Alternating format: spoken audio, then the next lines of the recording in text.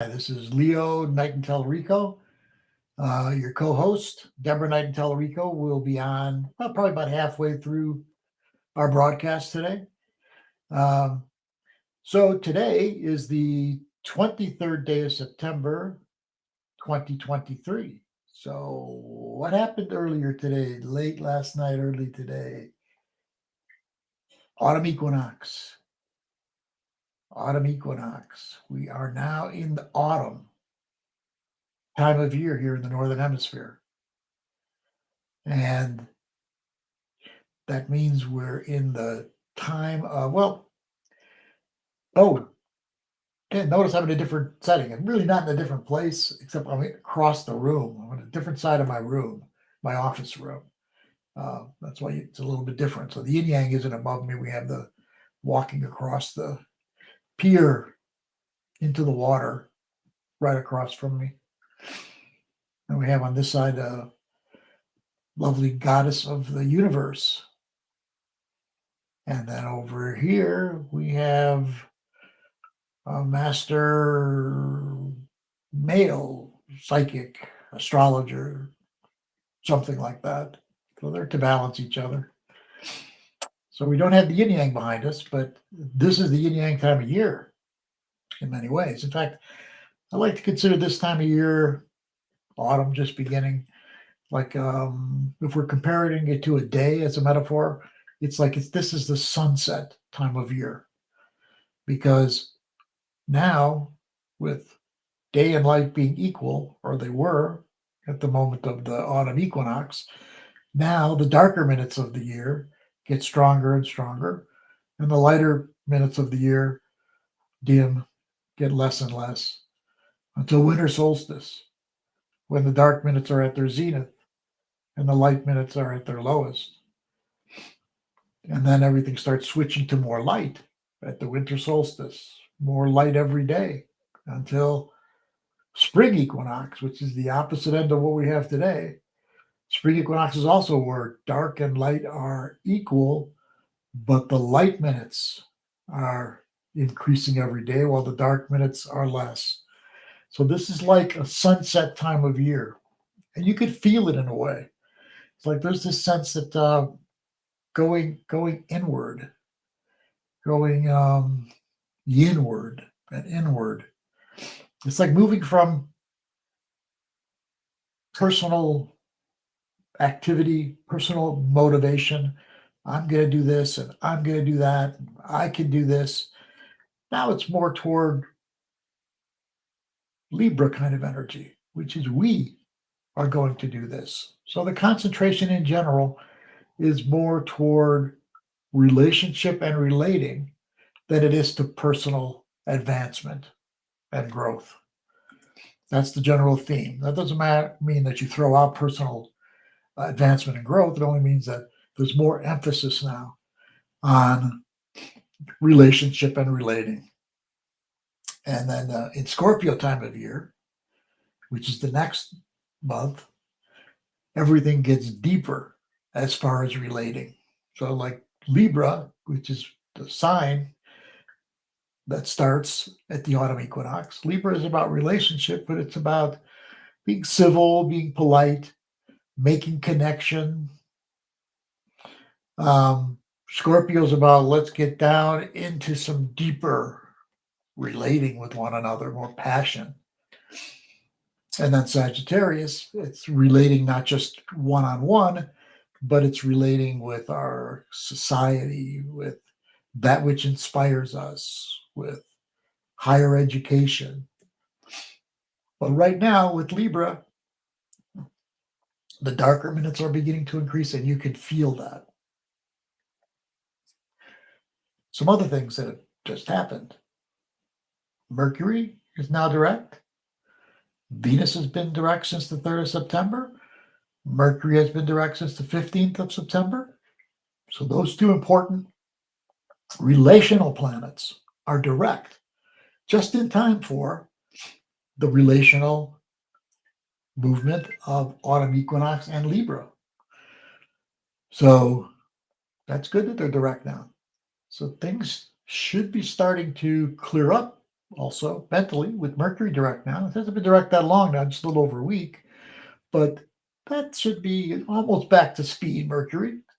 So if there are some things that were unclear, now there should be, I mean, I don't know your personal charts, each one of you, but in general, things should be able to be more clear and better able to make a decision, better able to start a major project if you need to start one, and certainly better able now to make relationship. Both Venus, which is relating from the heart, and Mercury, which is relating from the head, are both direct now. So it'll be easier to relate on both counts, heart and head. Easier to concentrate on each one of those.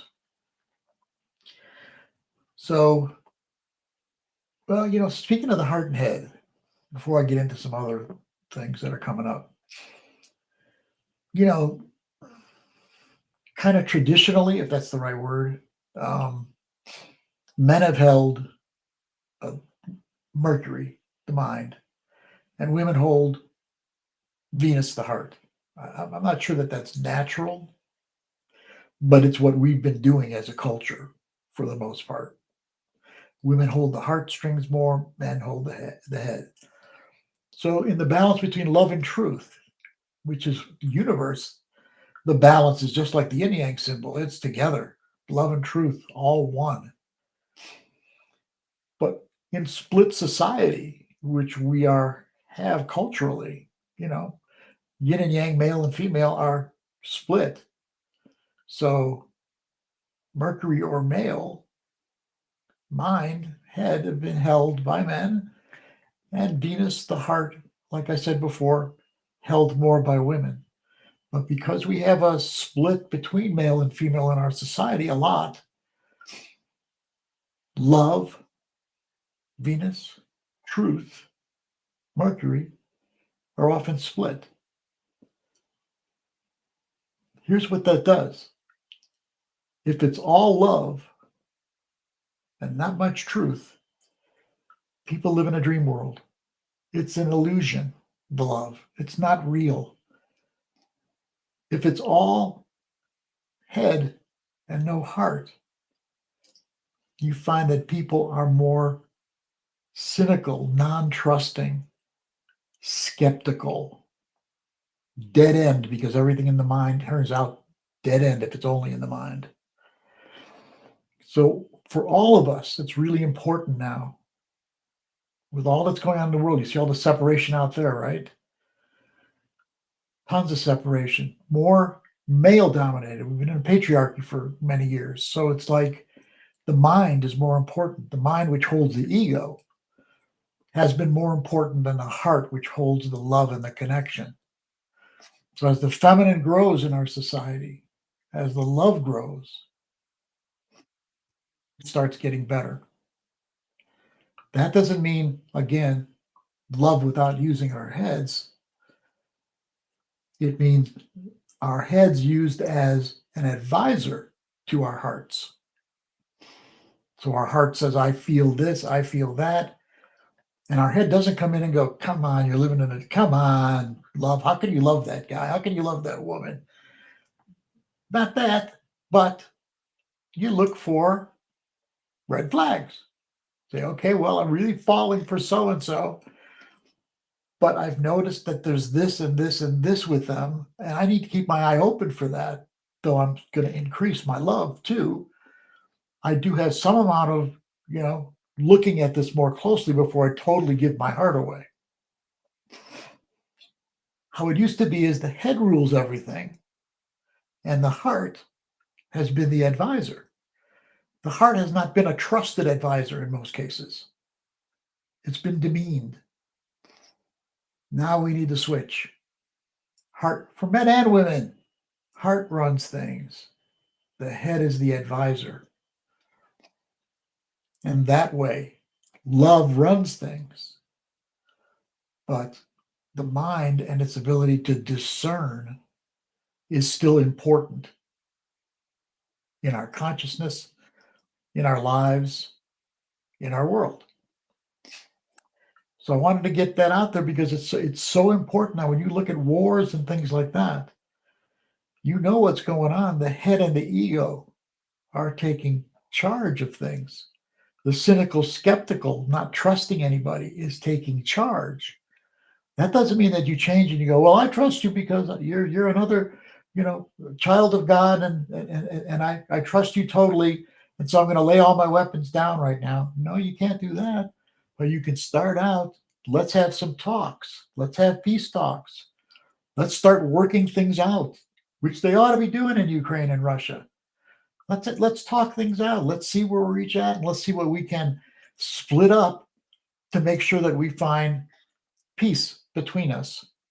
So again, the love running things, let's look for talks to find peace. But the head says, I can't just throw everything away in this process. I have to protect myself until we get to that place of trust and accepted love between us. So we each can help change the world by doing this inside of ourselves. Love running things, but truth as an advisor. We can each do that. Male and female can do that. So let's talk about what's coming up. Now that we got Mercury direct and Venus direct, head and heart, and we have balance, Libra, night and day. It's a perfect time for us to be talking about the balance between opposites, truth and love. So what's coming up?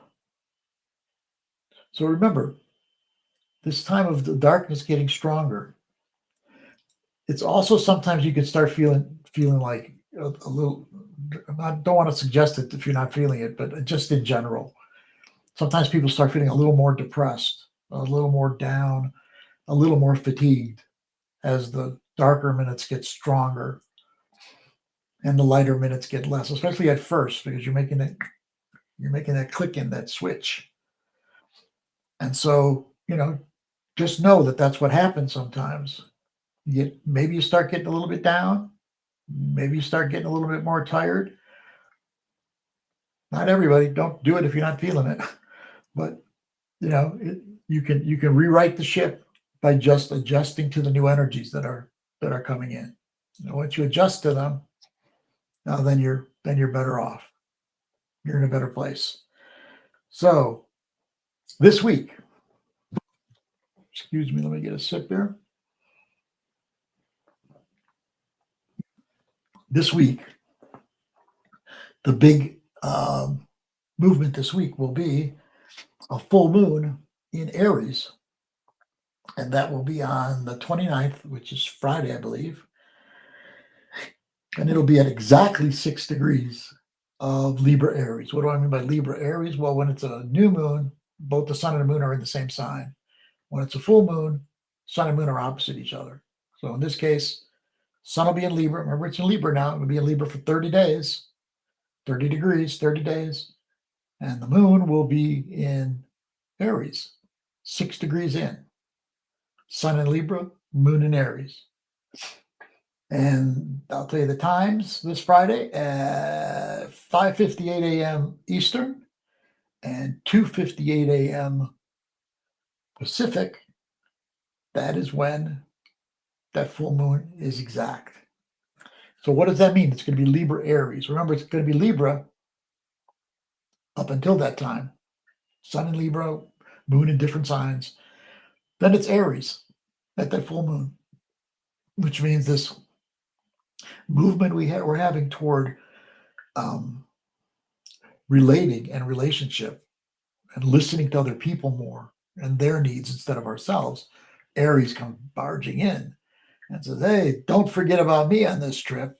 You got to think about yourself. So peace and conflict could be also in a clash at a Libra Aries full moon. Libra, peace, Aries, standing up for myself, which could lead to, if both people are standing up to themselves, without any sense of wanting peace, then there's war. So Libra, if it's too much Libra, people give themselves away and accommodate other people. If it's too much Aries, people are only thinking of themselves and not of other people in the relationship. That doesn't mean that Aries is selfish or that Libra is a doormat. It means at their worst, that's how they are. At their best, Libra is relational while staying true to itself, and Aries is true to itself, but open to what the other person has to say and caring about relating. And that's the best of this full moon coming up. Where on the one hand, you feel you can be true to yourself, but in the process of being true to yourself, your heart and mind are still open to what the other person has to say. So let's hope that at this Aries new moon, that out in the world, we have people that want to relate more, listen to the other side, and try to make peace. Okay, so that's this coming Friday. So another thing about that is that it begins the eclipse season. Now, the first eclipse is not till 2 weeks after that. The actual first eclipse will be on the 14th of October at 21 degrees of Libra. Still in Libra, 9 more degrees to go till 30, till we go into Scorpio. 9 more days after that. So 21 degrees of Libra. Now, adding a little bit of a great intensity to that eclipse, and eclipses are intense already, but it's a Libra solar eclipse. I mean, the sun and moon are both in Libra. They're conjunct. So to make it more complicated or more intense, the planet Pluto will be making a square that Libra new moon solar eclipse. Now, Pluto at that time will be at 27 plus degrees of Capricorn, which is exactly where the United States Pluto is in its natal chart from July 4th, 1776. We are in the United States in a Pluto return, its first ever, because Pluto has approximately 248 year cycle.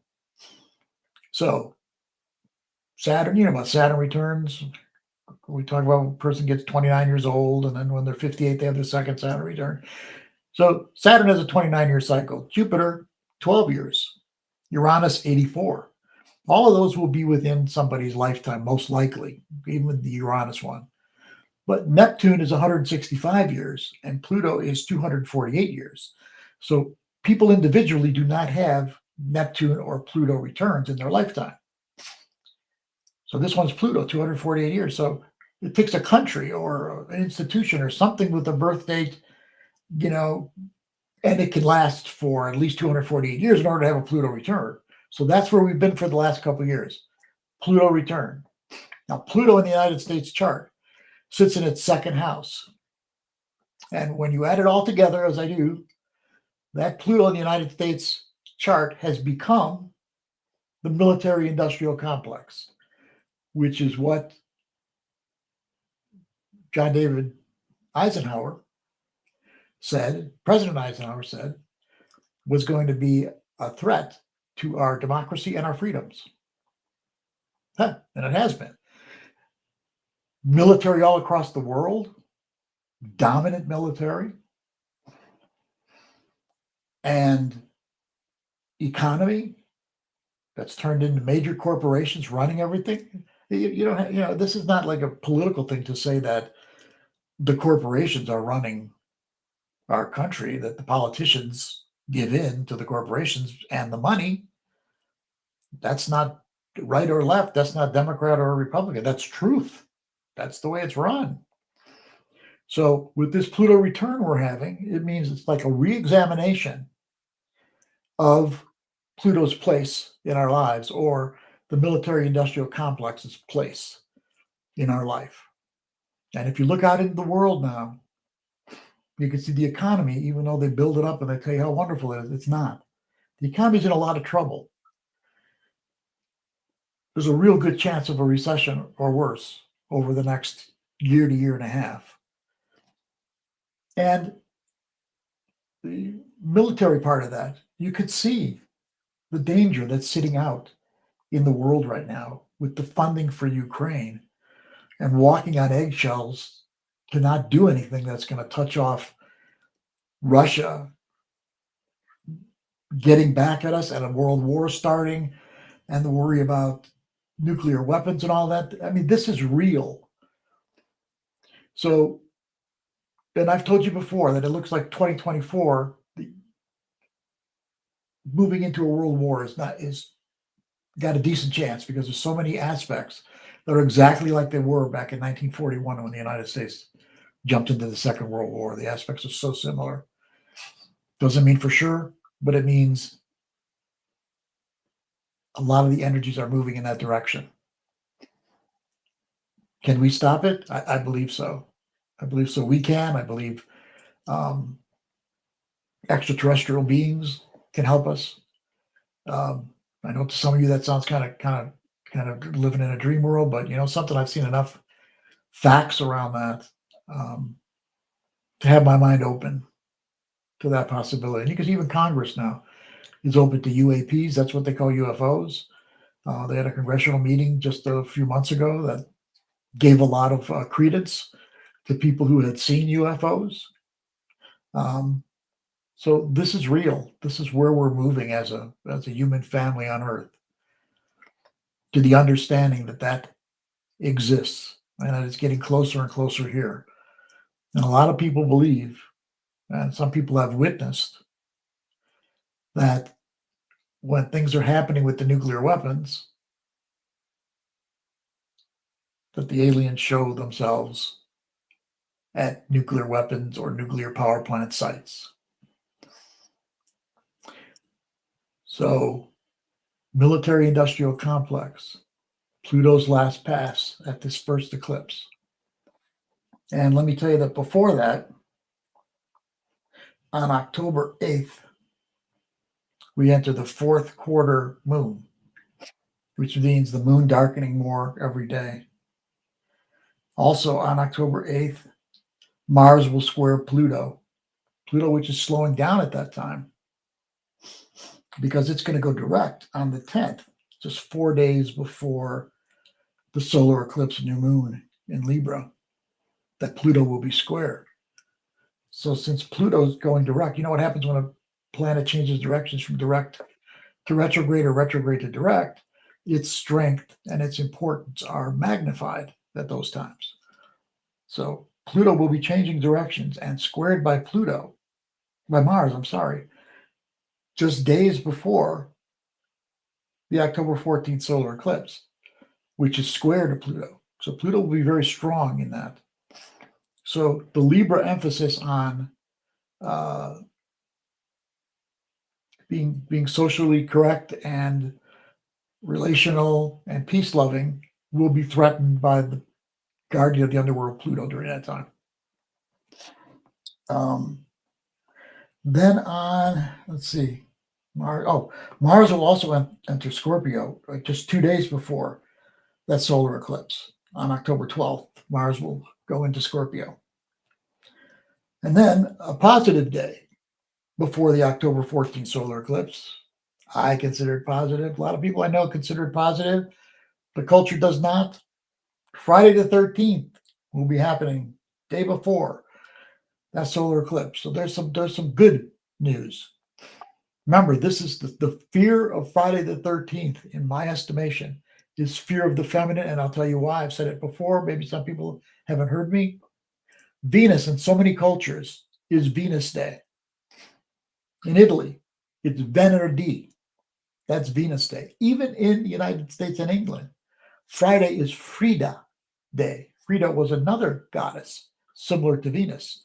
So it's Venus Day in many places on the earth, Friday. because all the days are named. You know that, don't you? Sun Day, Moon Day. Tuesday in Italy is Martedì, Mars Day. Wednesday is Mercoledì, Mercury Day. Thursday is Giovedì, Jupiter Day. Saturday, pretty obvious on that one too, right? All the days have names like that of planets. This goes way back that this has been happening. Friday is Venus Day. Friday the 13th. I know all you women out there know more than I do about it. 13 is a feminine number. There's 13 lunar cycles in the year, for instance. Friday the 13th, culture goes like this because they are afraid of the mysteries of the greater feminine. So then the 14th is the solar eclipse. On the 21st, the sun will square Pluto just a week after the actual solar eclipse. And then on the 28th will be a lunar eclipse, full moon. Now, that lunar eclipse full moon will be at 5 degrees 9 minutes of Scorpio and Taurus. Remember, it's a full moon. Lunar eclipses are full moons.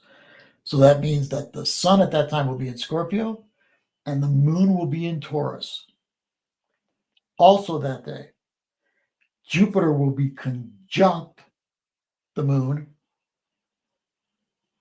at 11 degrees of Taurus. Mars in Scorpio will be opposite Jupiter and conjunct the sun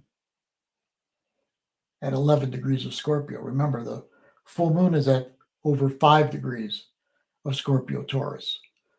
So Jupiter and Mars will be a part of that lunar eclipse. So with Pluto part of the first one and Mars Jupiter opposition part of the second one, I mean, eclipses are like, okay, so a solar eclipse is like a new moon on steroids, and a lunar eclipse is like a full moon on steroids, so to speak. And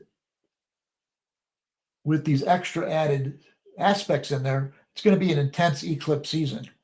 And keep in mind, the eclipse season actually starts this Friday at the full moon in Aries.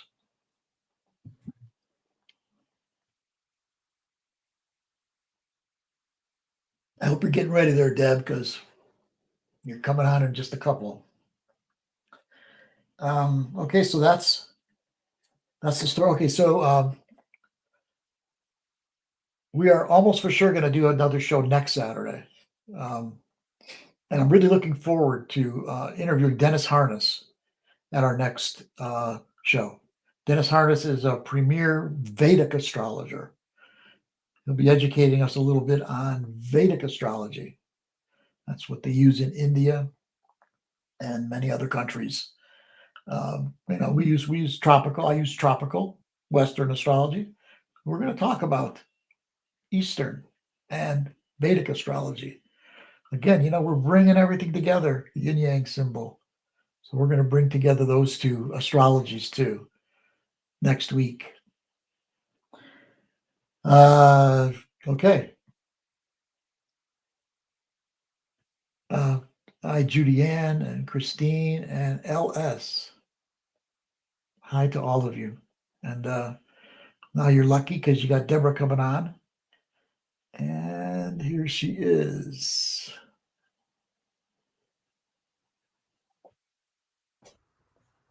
Hi, Deb. Hey, hi everybody. Happy equinox. Good to see you, honey. I'm gonna go so you can do your thing here, okay? Okay, sounds good.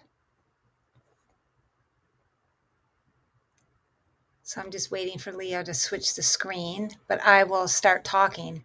So, as Leo has already been highlighting, I'm just going to add a little bit to what he started in terms of the equinox. We're meeting on this very sacred day of the equinox. I'm so happy to be with all of you on this sacred day. So, as Leo has said, and as many of you know, it's a day of equal balance of light and dark, yin and yang, masculine, feminine, because the sun is actually positioned at the equator. Whenever there's an equinox, that's where the sun is. It's actually the Earth's rotation in relationship to the sun. So on the Earth, whether you're, hey, Judy Ann, whether you're in the northern hemisphere or the southern hemisphere, it's equal day and equal night. In the southern hemisphere, it's their spring equinox, as it's they're moving from the darkness of the winter solstice, and it's their spring equinox, and they're moving towards the summer solstice in the southern hemisphere. So it's a very different energy because the light's increasing. And here in the northern hemisphere, the light is decreasing, and the nighttime, the darkness is increasing because this is our autumn equinox. But right now on the earth, you can say wherever you live on the earth, there is this balance. Twice a year, sun, earth positioned at the equator, light and dark, night and day, yin and yang, masculine and feminine. So those are the energies to really tune into at this equinox. And it's a really good time to look at your life and what maybe has come out of balance, what needs to be rebalanced to come back into equilibrium. Because interesting that at the autumn equinox, at the exact moment the sun moves into Libra, which is the sign of balance, right? It's the scales. Perfect symbol for the equinox. So it's how can you bring your life into sacred balance and peace? Today, yesterday, and today is often at the equinox is also Global Peace Day. So it's this time to focus on that energy of peace. And how do you find peace within yourself? Is often through the sacred balancing of all the different parts of ourselves inside, the light and the dark, the yin and the yang, the masculine and feminine, our inner male and inner female coming into balance, and any conflicts we might have, bringing those into sacred balance. That's a lot of what where peace comes from. So this is a time to focus on those energies of peace, equilibrium, balance, bringing your life back into balance, just looking at that theme in your life. And the equinox is also in the Celtic and goddess tradition. So this would be in the northern hemisphere. Is this particular autumn equinox is also called Mabon, Mabon. That's the Celtic name, and it's the second harvest of the year. So the first harvest of the year was at Lammas, and this is the second harvest. So this is a time also, besides honoring that balance, is also the time to honor the harvest, this time of harvesting where there's so much fertility and abundance up here anyway in the northern hemisphere. And there's it's a time to celebrate that, to celebrate what has come to fruition and abundance in your own life. So take some time, whenever there's a turning point in the wheel of the year. So this is one of the 8 sacred turning points in the great wheel of the year. You could call it the goddess wheel of the year, the Celtic wheel of the year. Wherever you are, it's the sacred wheel of the year, and there's 8 turning points. The solstices and equinoxes, and then the midpoints in between. So at this turning point in the wheel of the year, we usually experience it, for days leading up and for days or a week after. So during this whole period, straddling the equinox, when there's relatively a sense of balance, because there will be before the sun it starts traveling south, when it's actually the tilt of the earth. But so take time to just reflect what's come to fruition in your life. Take note of what has grown since the spring. from the seeds you planted in spring? What were your intentions back in the spring? What did you start back then? And how has there been fruition from those intentions, from those whatever maybe goals or visions you might have had for the growing season? What's grown? What has transformed? How have you grown? How have you transformed? And just really make a note of that. And take time to really honor and celebrate this harvest, this time of abundance. And gratitude is huge at this time because it's a harvest time. So what do you have gratitude for? And really take this time today on the day of the equinox and for the next few days. Just really feel your prayers of gratitude. Really feel your gratitude for everything in your life, all the blessings, even the hard things, even the challenges have a blessing and a gift hidden inside of it. So really take a moment to reflect on your life and look at it from that perspective of gratitude. Like even if you've been sick or you've had a challenge in a relationship, what's the gift in that? That's how you can look at it from that place of gratitude. So those are some of the elements of this equinox time to look at in your own life. That sacred balance in your life and the harvesting, what's come to harvest and fruition, and what's left to harvest, because we have the third harvest at Samhain. There's not much left that's being harvested, but there's the pumpkins and some of those squash, those kinds of fruits of the earth are still coming forth, even though a lot is starting to die and fall back. And so another part of the equinox is it's a time when you look at the in ancient times, the Eleusinian mysteries, those were at this time of year in ancient Greece, with Demeter and Persephone. Persephone had left and Demeter was grieving, and she was like mourning and going through going over the earth. And Persephone had made the choice to eat the pomegranate seed and go into the underworld. And it follows the agricultural wheel of nature, with Persephone, going to the underworld. And she took those seeds and she brought those in and she took her descent. And then she ascends again in the springtime. So it's a time to also look at, the seeds of the harvest of the last, 6 to 8 months, maybe even since Imbolc, looking at those seeds and the harvest, what you've harvested. And now, how can you take those seeds internally?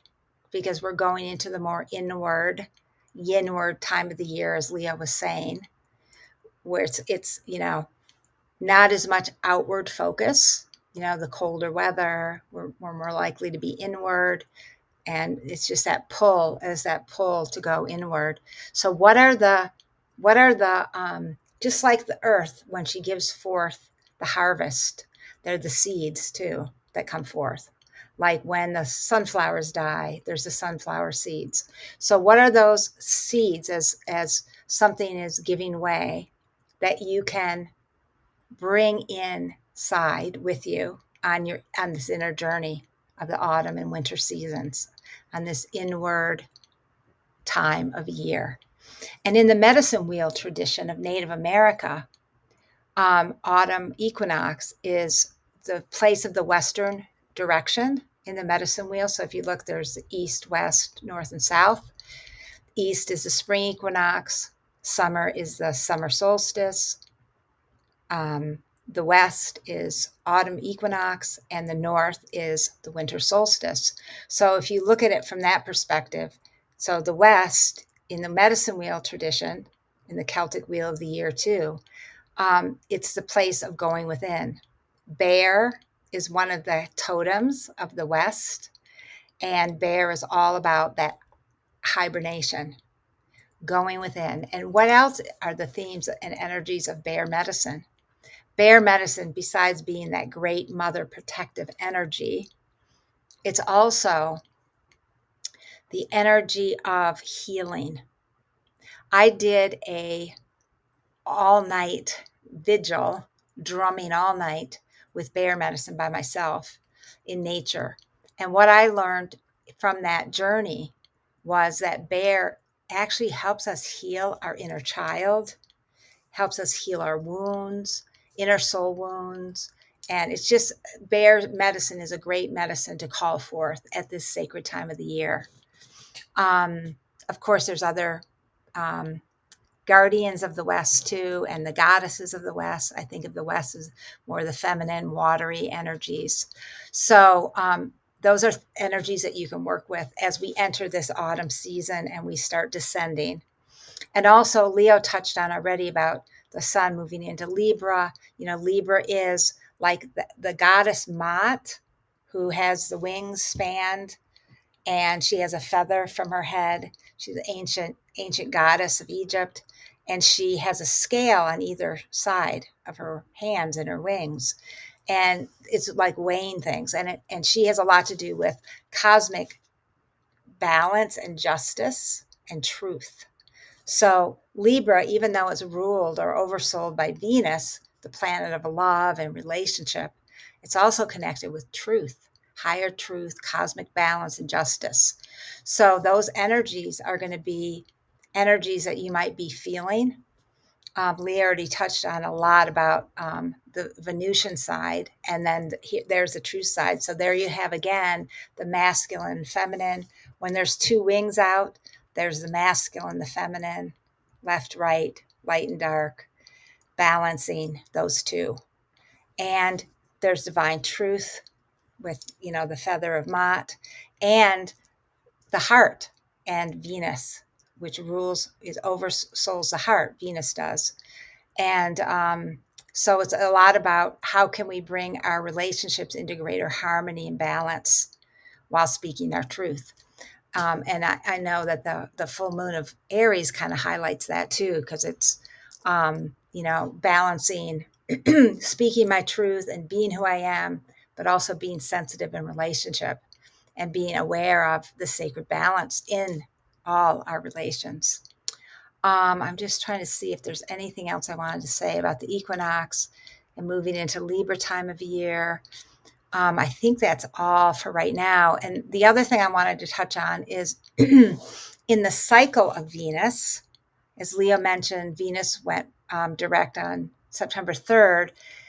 And on August 19th, Venus rose for the first time in this new cycle of Venus. Venus rose in the morning sky for the first time on August 19th, beginning that new cycle. So we just started that new cycle. We're like a month or so into that cycle. And on, what day was it? A couple weeks ago, we had the first gateway of Venus on September 11th. Yeah, that's right. September 11th, we had the first gateway of Venus in her descent. So Inanna and Venus are synonymous with each other. And the ancient Sumerians and who were the priestesses and priests of Inanna, they knew about this cycle of Venus and how it was aligned with the descent and ascent of Inanna, the descent into the underworld and the ascent. So not only are we going into the darker time of year in the descent through, the autumn equinox and moving into the winter, we're also, Venus is also descending, so to speak. Inanna's descending down the gateways to get to the underworld. That won't be until April, I believe, that she'll be in the underworld. So she'll be going through each gateway, which is connected with the chakras. So the first gateway on September 11th was the crown chakra gateway. And whenever she's descending, it's when the waning crescent moon and Venus conjunct each other. So on September 11th, the waning crescent moon, which means the dark moon, conjuncted, right before it was dark, the very thin crescent moon conjuncted Venus in the morning sky. And then the next gateway is going to be on October 10th, Tuesday, October 10th, when the waning crescent moon and Venus join together again, and that will be the third eye gateway. So at the crown chakra gateway, it's all about, when it's the descent in the morning star, it's about releasing.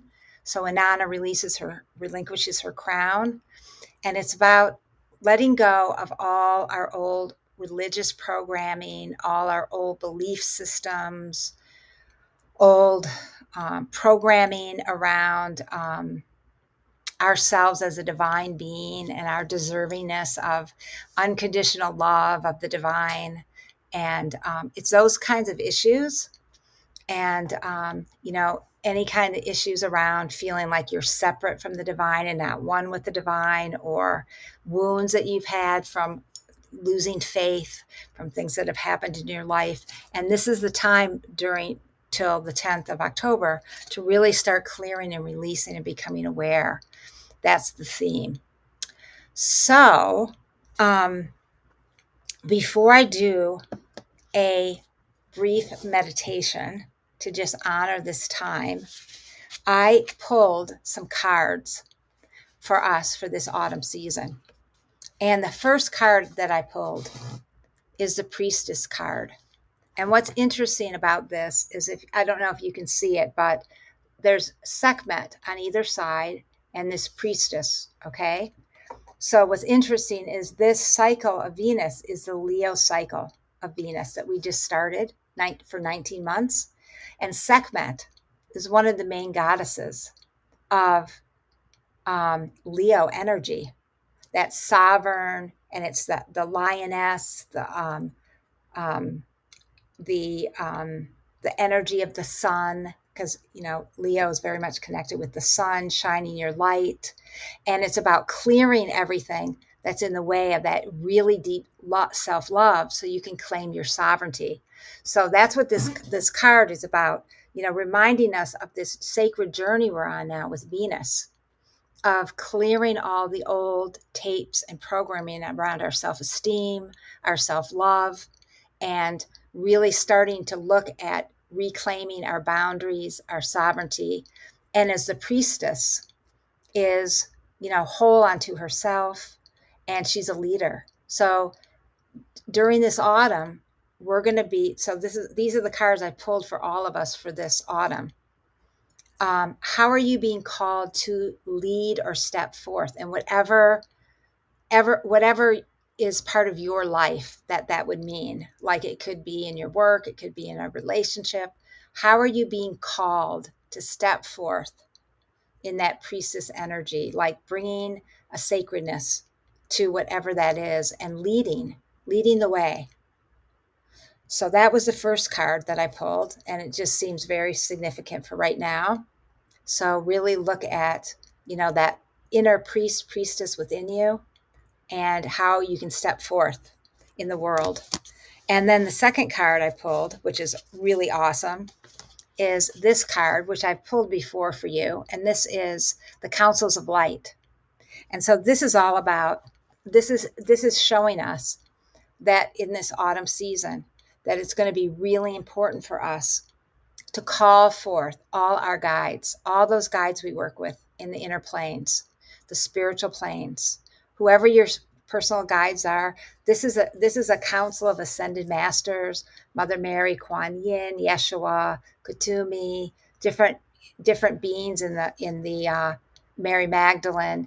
These are all beings that are part of the councils of light. There's also angels and archangels, and you might have personal guides too that aren't necessarily ascended masters. But what this card is letting us know is that it's really important to trust that we are really being supported by these beings from other realms. And as Leo said, even extraterrestrials, or as I like to say, star beings, we're being supported by star beings and by these other beings that are here to help us.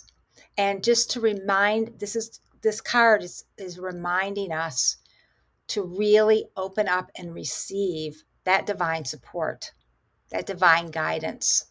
And as we know, they're mirrors of our own higher self. So it's not to worship them, but it's to rather know that they're there, that you're supported by the divine, that there's all these beings, ascended masters, spirit guides, animal helpers, star beings, star families, all these beings, angels, archangels, ancestors that are here to help us. And we're going to need their support now as we take our descent into the autumn, and as so much is going on in so many people's lives. I mean, I can know from my clients and friends, our planet's going through a lot, and we really need the support of all these ones. So don't hesitate to call them, because one thing I know about the spirit realm is we need to ask, ask and thou shalt receive.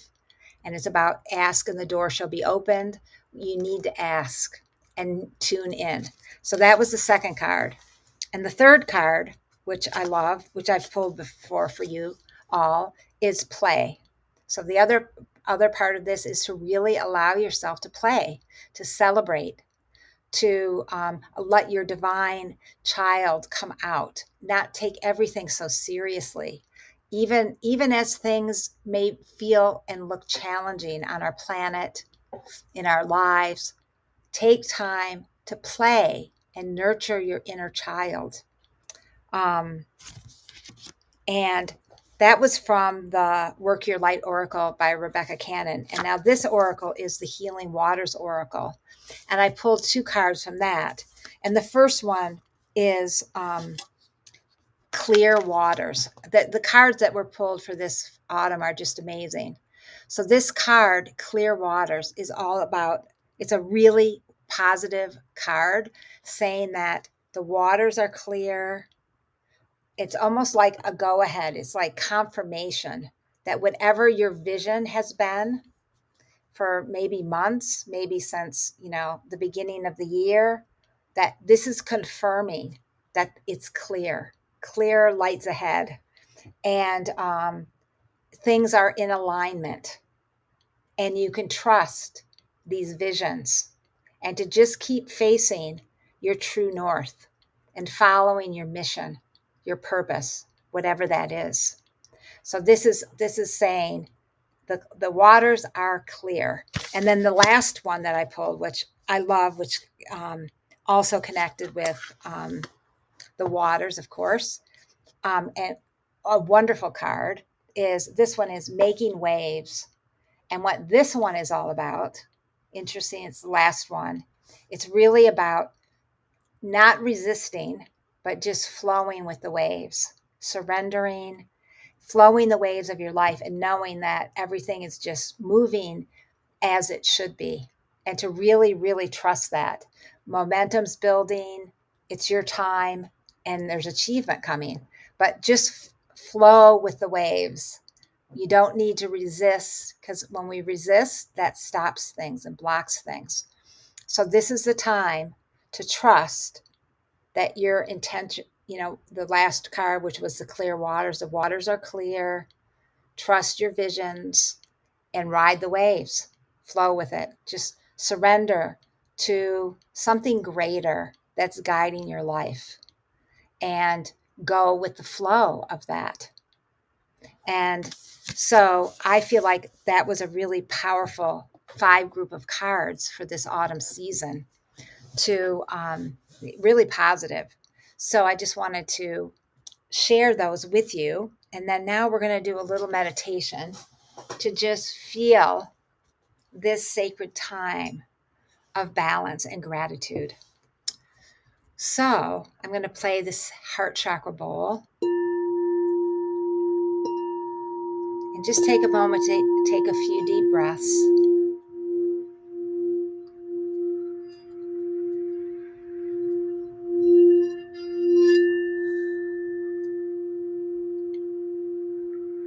And just bring yourself into this present moment.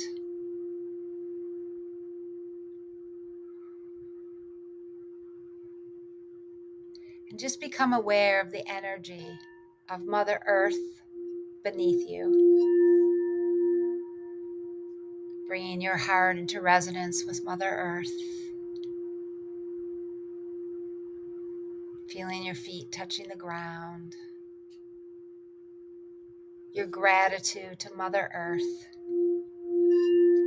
for all that has come to fruition in your life, all that you're harvesting right now,